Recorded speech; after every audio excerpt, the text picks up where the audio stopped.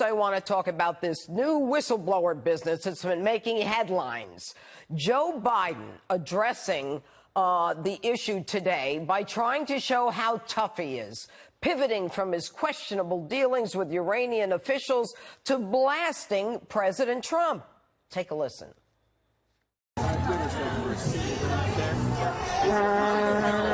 Here's what I know. I know Trump deserves to be investigated. He is violating every basic norm of the president. But here's tough guy Biden from just about a year and a half ago bragging about ordering Ukrainian government to fire a prosecutor who happened to be investigating a company on which Biden's son served as a board member. And I went over for, I guess, the 12th, 13th time to Kyiv, and I was supposed to announce that there was another $1 billion loan guarantee. And I had gotten a commitment from Poroshenko and from Yatsenyuk that they would take action against the state prosecutor, and they didn't. So they said they were walking out to press conference. I said, no, I said, I'm not going to, or we're not going to give you the $1 billion. If the prosecutor's not fired, you're not getting the money. Well, son of a bitch. Got fired. Wow. So let's talk about all this with Republican Congressman Mark Meadows, who joins me now live. Okay, Congressman, so the issue seems to be that Biden pressured Ukrainian officials to fire the prosecutor investigating his son Hunter's business in the Ukraine, where it's estimated he made millions in a business with which he had no expertise or training. So when he's asked in the initial part of that sound, you know, whether or not he talked to his son about doing business in the Ukraine, the answer is no. His own son answered in a New Yorker piece, and I think we have a full screen of it, and he said that he had spoken to his father. As Hunter recalled, his father discussed Burisma, which was that company, with him just once. Dad said, I hope you know what you're doing, and I said, I do.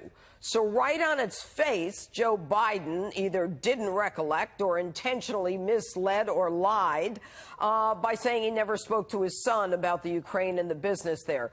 But more significant, the interview where Joe Biden kind of takes a victory lap and says, hey, look, I got the prosecutor fired because I was withholding billions from the Ukraine. What's your take on that?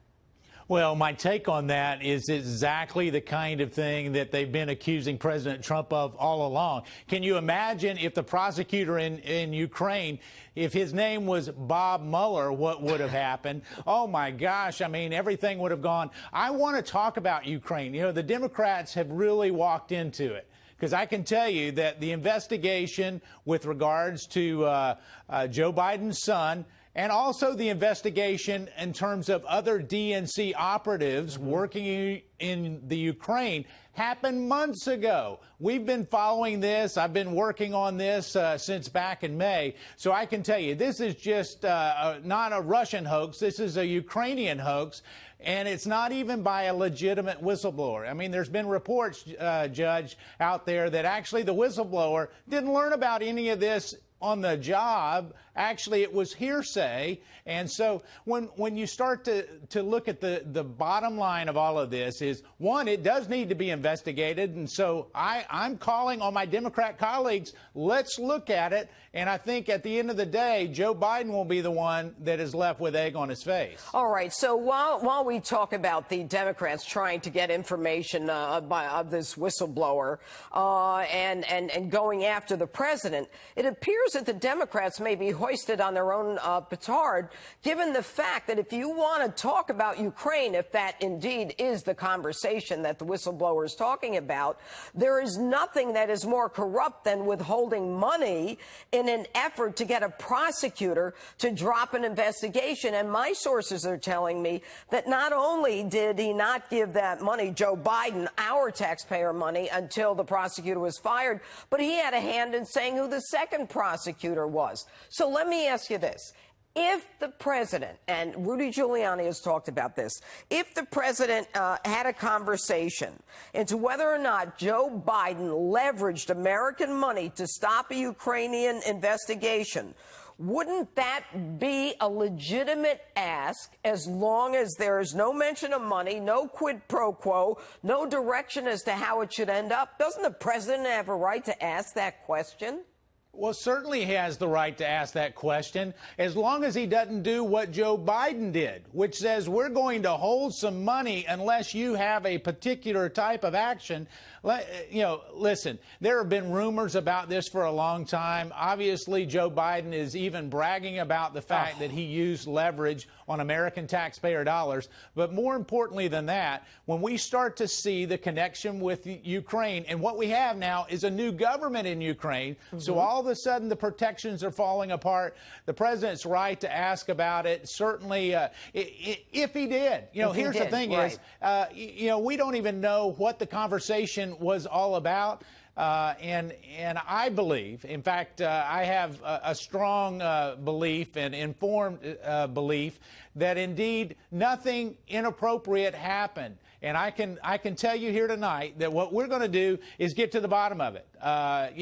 There's another person, Judge, and I know that perhaps we're not prepared to go here, but there was also a DNC operative, Ms. Chalupa, that was paid in 2016 dollars to work with Ukraine. And you know what they said that she was doing? Working on a women's outreach in Ukraine. Well, maybe that's why Hillary Clinton lost Wisconsin and lost Pennsylvania, because they were working on women's outreach in a foreign country. But you know what? This is eerily like Russia. When they want to accuse the president, and they are starting to do that, of doing something wrong with the Ukraine, it's like a boomerang. It comes back and it hits them. Again, Hillary with the Ukraine, Joe Biden and his son. His son had no expertise in energy, making millions, and then in China, the reports are they made $1 billion working in China. The Chinese are not stupid. They are not stupid people. And for them to pay that kind of money, and in fact, I was reading in the New Yorker article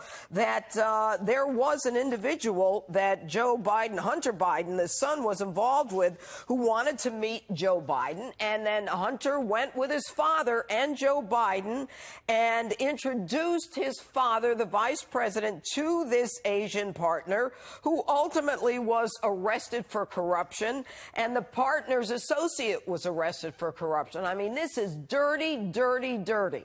And in the end, I believe that when everything comes up, that if Biden did play a central role in the energy policy in the Ukraine, and he's now going to try to turn this around on Donald Trump, that's the biggest mistake of his life right now. Well, Judge, here's the interesting thing is I don't want to falsely accuse anybody of improper behavior, but what we do know is Adam Schiff and a lot of his Democrat colleagues continue to spin a narrative over and over again of which they're guilty of. They'll accuse the president of colluding with Russia. Well, the only people that actually worked with the Russians was the DNC and the Clinton campaign, which did it. I would think at the end of the day, the only people that actually worked with the Ukrainians is that same group, the Democrats in the Hillary Clinton campaign, and I think you'll see that. So I welcome us looking at it. Hopefully, Adam Schiff and I can bring in and subpoena some people to really get to the bottom of this, because at the end of the day, it will not be pretty for them. It's amazing. The week started out with the left's plot against the Supreme Court with Brett Kavanaugh, and then we're ending up with another plot against President Trump. And nothing much changes in Washington, does it? Well, they keep doing it. They're trying to throw every accusation at the president and his team as much as they possibly can, because they really have nothing. And they think if they keep going one after another, that eventually the American people will side with them. The exact opposite is happening. The exact opposite is happening. We'll see. We'll see. Congressman Mark Meadows, thanks so much for being with us this evening.